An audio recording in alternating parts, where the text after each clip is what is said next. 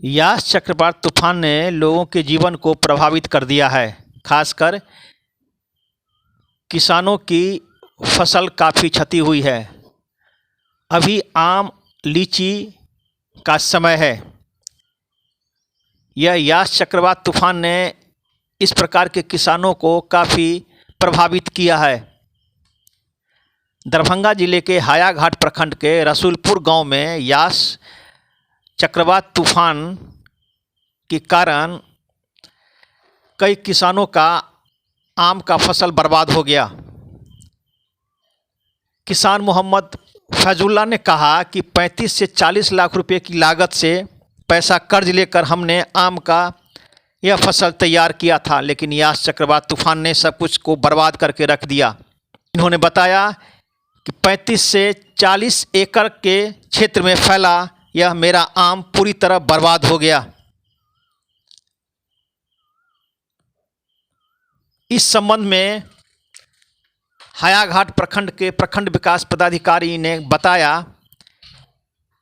कि किसानों की फसल को काफ़ी नुकसान पहुंचा है।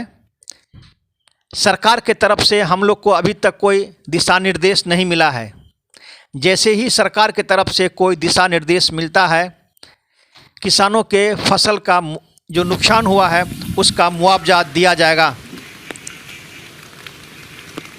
दरभंगा दर्शन से मनोज झा।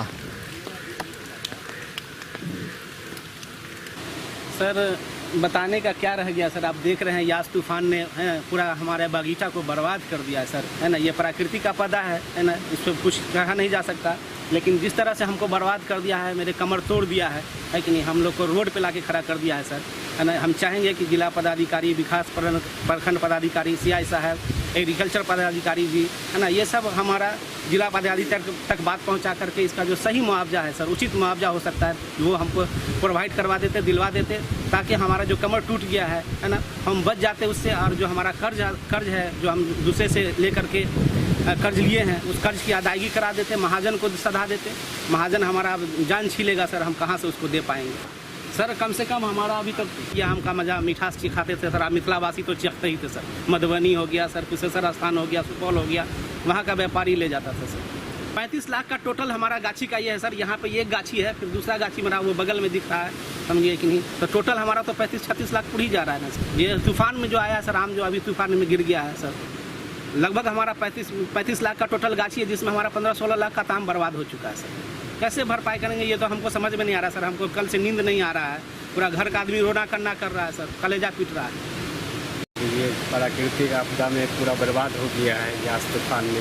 सारा ये जो है 15-16 लाख का आम बर्बाद हो गया, जो पूरा गाछी में पड़ा हुआ है सर। ये कोई लेने वाला भी नहीं है, इसका भी क्या किया जाए सर। इसमें मालदा है, किशनभोग है, नाजरा बम्बोई है, सुकुल है, समझ गया, अमरपाली है, दशहरी है सर।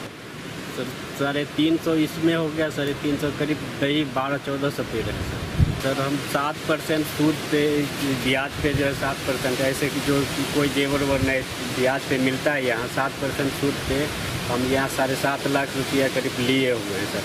बैंक से ही किसान क्रेडिट पे कुछ पैसा लिए हुए हैं, वो अलग ये हो गया सर। जेवर मेरा करीब 7 लाख का वो बंधक पड़ा हुआ, पूरा भाभी उभी का, अपने घर का जितना था न्यूनी का सब बंधक करके लिए थे सर। तो वही समझ में नहीं आ रहा है कि अब क्या किया जाए।